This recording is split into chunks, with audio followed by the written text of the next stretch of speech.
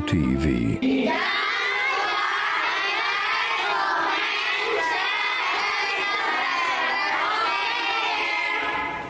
Kaum muslimin, jamaah salat Jumat yang dimuliakan Allah.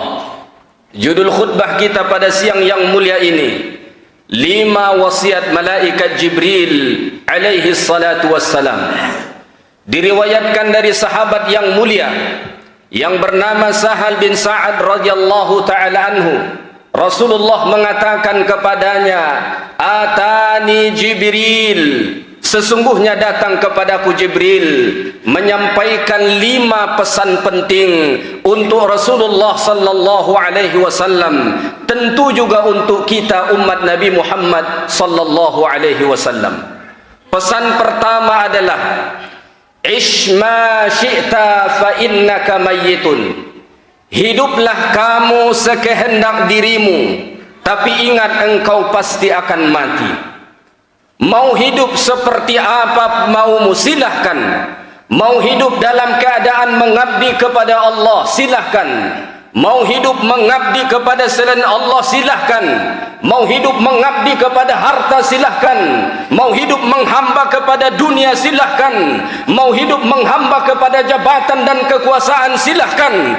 Tapi satu hal yang kau harus ingat, fa innaka mayyitun. Sampai masanya, sampai waktunya, engkau akan terbaring kaku, tidak berdaya lagi. Maka Nabi sallallahu alaihi wasallam mengingatkan, hayataka qabla mautika. Hidupmu sebelum matimu. Sungguh kematian adalah sesuatu yang pasti. Maka di dalam Al-Quran Allah sampai meminjam kata yakin untuk menyebutkan mati. Wa'bud rabbaka hatta ya'tiyakal yakin. Sembahlah Tuhanmu sampai datang kepadamu al-yakin. Apa maksud al-yakin pada ayat itu? Apakah yakin dalam bahasa kita yang biasa? Jawabannya tidak. Maksud yakin pada ayat itu adalah al-maut, kematian. Kenapa Allah mengatakan kematian itu dengan al-yakin? Karena setiap orang yakin pasti akan mati. Mulai dari raja sampai rakyat jelata, semua pasti akan mati. Qul innal mautal ladzi tafirruna minhu fa innahu mulaqikum. Katakanlah kepada orang-orang yang ingin lari dari kematian, fa innahu mulaqikum. Kematian pasti akan datang kepada kamu. Aina ma takunu yudrikkumul maut walau kuntum fi burujin musyayyadah. Di mana saja kamu berada, kematian pasti datang kepadamu walaupun engkau berlindung di dalam benteng yang sangat kokoh. Maka kaum muslimin yang dimuliakan Allah Ta'ala, silahkan pilih kita ingin hidup seperti apa. Tapi satu hal yang harus kita camkan, bahwa kita akan mati. Dan berada di bawah tanah itu lebih lama dari ada di atas tanah. Kita hidup di atas tanah ini paling 60 sampai 70. Sebagaimana sabda Nabi sallallahu alaihi wasallam. Tapi tinggal di dalam tanah bisa ratusan tahun, bisa ribuan tahun, bahkan jutaan tahun. Baginda alaihi salatu wassalam, hamba yang paling dicintai Allah. Allah hanya izinkan hidup 63 tahun di atas dunia. Sudah berapa lama Nabi berada di dalam tanah? Sudah lebih daripada 1000 tahun. Maka ingat, hayataka qabla mautika. Tentukan kematianmu dengan kehidupanmu sekarang. Jika engkau hidup mengabdi kepada Allah, maka insya Allah kematianmu akan baik. Tapi jika hidupmu mengabdi kepada selain Allah, maka begitulah nanti bentuk kematian kita. Karena kematian seseorang ditentukan dengan kebiasaan. Pesan malaikat Jibril alaihi salam yang kedua, wahbib man syi'ta fa innaka mufarikuhu. Cintailah siapa saja yang ingin kau cintai, tapi satu hal yang kau harus ingat, engkau pasti akan berpisah dengannya.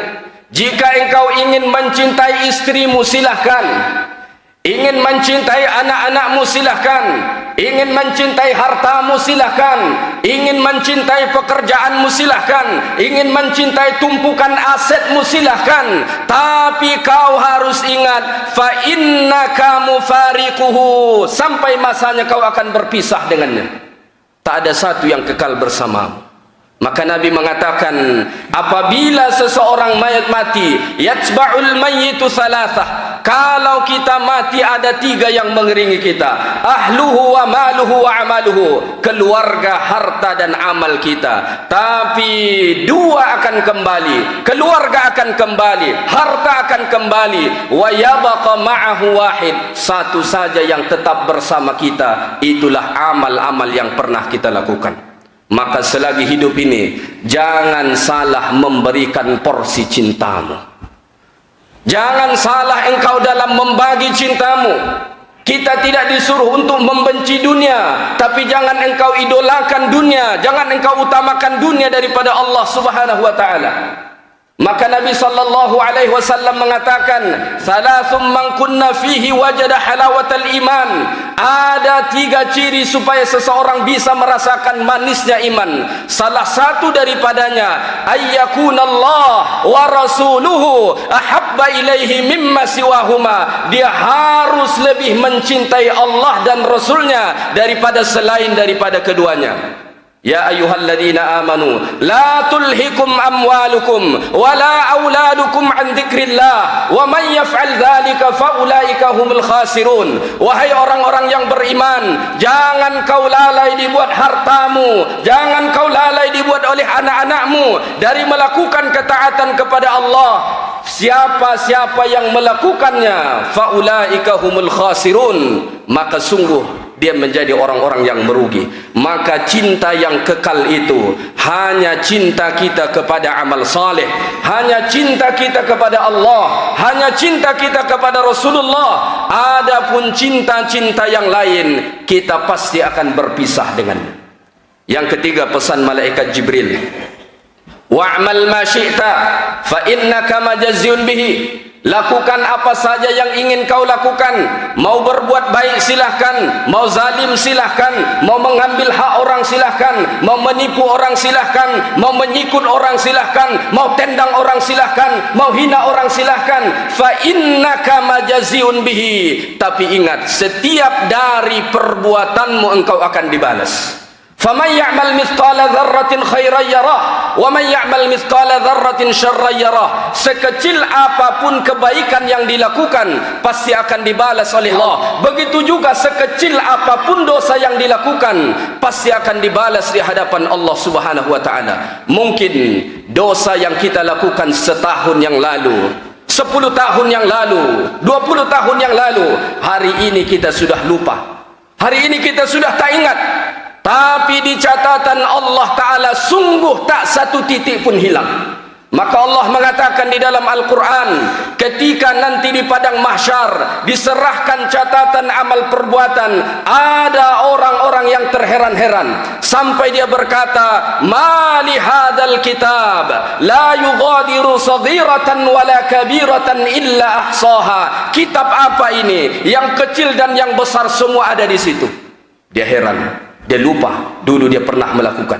Dia sudah lupa bahwa pernah dahulu dia melakukannya. Tiba-tiba ketika dibuka kepada dia catatan amal perbuatan itu, dia nampak di situ, dia heran sampai dia terkejut. Ma li hadzal kitab la yughadiru saghiratan wala kabiratan illa ahsaha. Kaum muslimin yang dimuliakan Allah, pesan malaikat Jibril alaihi salam yang keempat adalah, wa'lam anna syarafal mu'min qiyamuhu bil lail. Ketahuilah bahawa kemuliaan seorang mukmin ketika dia bangun pada waktu malam, dia berwudu, lalu dia mendirikan salat untuk Allah Subhanahu wa taala. Tidak ada kemuliaan bagi seorang mukmin yang menghabiskan malamnya tidur di atas kasurnya. Allah selalu mencirikan orang-orang beriman di dalam Al-Quran, tatajafa junubuhum 'anil madaji' yad'una rabbahum khawfan wa tama'a wa mimma razaqnahum yunfikun.